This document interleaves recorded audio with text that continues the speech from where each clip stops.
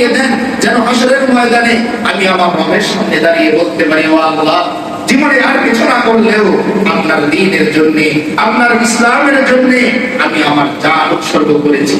তিনি সন্তানের দিকে তাকাচ্ছিলেন বারবার, তার দুধের সন্তান। শেষে আল্লাহ তাআলা ওই দুধের সন্তানের জবান খুলে দিলেন। সেই সন্তান বলতে শুরু করলো, মা, আপনি আমাকেও সাথে রাখেন। বলেন না সুবহানাল্লাহ। ওই দুধের শিশু কি বলতেছে, আপনি আমাকেও সাথে রাখেন যেন হাসরের ময়দানে আমিও আমার রবের সামনে বলতে পারি, ও আল্লাহ, আমার উপর ইসলাম ফরজ ছিল না, তবু আমি আপনার দ্বীনের জন্য যারা শহীদ হয়েছিল তাদের মধ্যে আমিও একজন। এই উসিলা আমি এবং আমার মাকে মাফ করে দেন। ওই মা বলতেছে বাদশার কাছে এসে, যাদেরকে জ্বালিয়ে দিলেন তাদের মধ্যে আমাকেও জ্বালান। বাদশা তার কথায় বিরক্ত হয়ে অন্যদেরকে আগুনে জ্বালিয়েছে, আর এই মহিলার জন্য গরম তেল জাল দিতে বললো। তেল জাল দিল, টকবক করতেছে। প্রথমে মায়ের সামনে সন্তান ওই দুধের শিশুর জবান খোলা, সে বলতেছে, বাদশা, আমাকে আগে দেন যেন আমি আমার আল্লাহর দরবারে আগে দাঁড়াতে পারি আর বলতে পারি আপনার দ্বীনের জন্য আমি আমার জান কোরবান করেছি। মায়ের সামনে সন্তানকে তেলের মধ্যে ফেলে দিছে। তবুও বাদশা বলছে, দেখো, চিন্তা করে এখনো যদি তুমি বলো আমি ইসলাম ছেড়ে দিছি, ঈমান ছেড়ে দিছি, তোমার সন্তানকে উঠিয়ে দিব, তোমাকে ছেড়ে দিব। মা বলতেছে, আমি আমার সন্তান একজন নয় বরং 1,00,000 সন্তানকেও উড়িয়ে দিতে রাজি, কিন্তু যেই আল্লাহর উপর আমি ঈমান এনেছি ওই আল্লাহর উপর ঈমান আমি ছাড়তে পারবো না, পারবো না।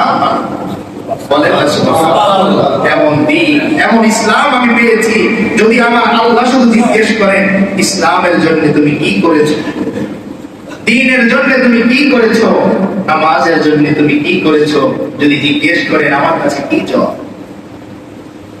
ইসলামের জন্য সাহাবায়ে কেরাম নিজেদের জীবন কুরবানি দিয়েছেন।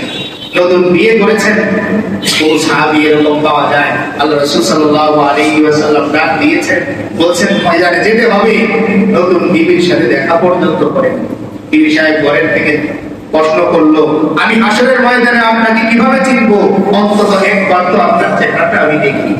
ওই সাহাবী উত্তর দিলেন, ও আমার বিবি, আমি যেই আল্লাহর জন্য শহীদ হতে যাচ্ছি, যেই দ্বীনের জন্য আমি জান কুরবান করতে যাচ্ছি, ওই আল্লাহ হাসরের ময়দানে তোমার আর আমার মাঝে পরিচয় করিয়ে দিবেন। যদি আজকে তুমি আমার চেহারা দেখো, হয়তো আমি তোমার চেহারা দেখলে হয়তো এই বিধান পালন করতে আমার ব্যাঘাত ঘটবে। আমি চাই না আমার আল্লাহর জন্য জান কুরবান করার ক্ষেত্রে ব্যাঘাত ঘটুক। তোমার সাথে আমার হাসরের ময়দানে দেখা হোক। এইভাবে ইসলাম এসেছে, এইভাবে দ্বীন এসেছে। যে রাসূলের গায়ে একটা মশা বসাও হারাম ছিল, মাছি বসা হারাম ছিল। সাহাবায়ে কেরাম বলেন যে আমার রাসূল যখন হেঁটে যাইতো তার উপর দিয়ে দেখতাম একটা মেঘখণ্ড সব সময় ছায়া দিত, তার গায়ে সূর্যের তাপ পড়তে লাগতো। এমন প্রিয় নবীকেও কান্দা মুবারক শহীদ হইতে হয়েছে। তায়েফের ময়দানে নিজের মামুর বাড়ি এলাকা, আমার বাড়ি প্রিয় হয়, নানির বাড়ি প্রিয় হয়, দাদার বাড়ির চাইতেও যেহেতু থাকে কম, তাই নানুর সাথে একটু সম্পর্কটা বেশি থাকে। যখন মক্কার পরিবেশটা অনুকূল হয়ে গেল, প্রতিকূল হয়ে গেল, রাসূল করিম সাল্লাল্লাহু আলাইহি ওয়াসাল্লাম চিন্তা করলেন আমার মামার বাড়ি যেহেতু তাইফে ওইদিকে চলে যায়, ওখানকার মানুষ হয়তো আমাকে একটু সাপোর্ট করবে। গেলেন, আর সেখানকার মানুষগুলো কিছু ছেলেদেরকে লাগিয়ে দিল, বললো এই পাগলকে তোমরা পাথর নিক্ষেপ করো। ছেলেরা আনন্দে পাথর নিক্ষেপ করে, আর আমার রাসূলের দেহ মুবারক থেকে রক্ত ফিটকি দিয়ে বের হচ্ছিল। যায়েদ বিন হারিসা রাদিয়াল্লাহু তাআলা আনহু বলেন, আমার রাসূল বললেন, ও যায়েদ, আমার পা মুবারক থেকে জুতাটা একটু খুলে দাও না। তিনি বলেন, আমি জুতা খুলতে গেলাম আর দেখি আমার রাসূলের পা রক্তের কারণে তার জুতার মধ্যে আঘাত মতো লেগে গেছে, আমি খুলতে পারিনি।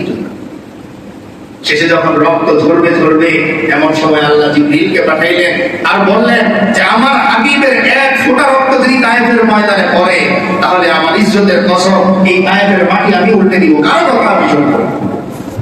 সঙ্গে সঙ্গে রাসূল করিম সাল্লাল্লাহু আলাইহি ওয়াসাল্লাম বললেন, যায়েদ, আমাকে নিয়ে তাড়াতাড়ি তায়েফের ময়দান ত্যাগ করো, কারণ আমার আল্লাহ ইজ্জতের কসম খেয়ে বলছেন আমার এক ফোঁটা রক্ত যদি তায়েফের ময়দানে পড়ে তাহলে তায়েফের অস্তিত্ব মানচিত্র থেকে মুছে দিবে না। তিনি সেখান থেকে হাঁটতে পারেন না। যায়েদ বিন হারিসার কাঁধে ভর দিয়ে পাহাড়ে চলে গেলেন আর দোয়া করলেন, আল্লাহুম্মা গফির লিকাওমি ফাইন্নাহুম লা ইয়ালামুন। ও আমার আল্লাহ, আমার এই তায়েফবাসীর উম্মতগুলোকে আপনি মাফ করে দেন। ওরা জানে না আমি যে নবী, ওরা বুঝে নাই আমি যে সত্যের বাণী নিয়ে এসেছি। আপনি যদি ওদেরকে ধ্বংস করে দেন, আমি এই কালিমার দাওয়াত কাদের কাছে পৌঁছাবো, কাদের জন্য আমি আপনার কাছে কাঁদবো? ওদেরকে আপনি ধ্বংস করে দিয়েন না। ও ভাই, এত কষ্ট করে, এত পরিশ্রম করে, এত কুরবানি দেওয়ার পরে ইসলাম আমরা পেয়েছি, ঈমান আমরা পেয়েছি, হেদায়েত আমরা পেয়েছি। আমাদের তো কি সৌভাগ্য, আমাদের দেশে মসজিদ করতে গেলে বাধার সম্মুখীন হতে হয়। কি সুন্দর মসজিদ, গ্রামে গ্রামে শত শত মসজিদ এখন হয়ে গেছে। তবুও যদি আমরা মসজিদ মুখী না হই, আল্লাহ মুখী না হই, তাহলে তুই যে আল্লাহ প্রশ্ন করেন, আলাম ইয়াকিনিল্লাযীনা আমানু আন তাখশা কুলুবুহুম বিযিকরিল্লাহ। ও আমার বান্দা, তোমার ছোট ভাইটা কবরে চলে গেছে, এখনো কি তোমার সময় আসেনি আমার প্রতি ঈমান আনা? এখনো কি সময় আসেনি তোমার নামাজ পড়ার? ছেলের লাশ তুমি কাঁধে নিলে, মেয়ের লাশ তুমি কাঁধে নিলে, মেয়ের জামাইয়ের লাশ তুমি কাঁধে নিলে, বাবার লাশ তুমি কাঁধে নিলে, তোমার বন্ধুর লাশ তুমি কাঁধে নিলে, তোমার কলিগের লাশ তুমি কাঁধে নিলে, তবুও কি বলবে এখন তোমার সময় হয়নি?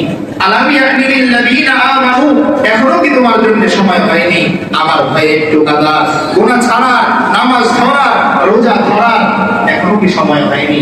তাই আসুন, এই কুরবানির পরে সাহাবীদের কুরবানির বিনিময়ে যে ঈমান আমরা পেলাম, যে ইসলাম আমরা পেলাম, যে হিদায়াতের আলো আমরা পেলাম, সেই হিদায়াতের আলোকে আমরা আঁকড়ে ধরি, ঈমানকে আমরা আঁকড়ে ধরি, ইসলামকে আঁকড়ে ধরি, নেক আমলের উপর অটল থাকি, আর সমাজ থেকে গুনাহগুলো আস্তে আস্তে ছেড়ে দিই।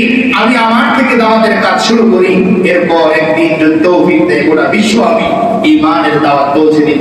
আল্লাহ তাআলা আমাদের সকলকে ঈমানের উপর, হিদায়াতের উপর, নেক আমলের উপর মৃত্যু পর্যন্ত কায়েম থাকার, অটল থাকার তৌফিক দান করেন। আমরা সকলেই বলি আমিন।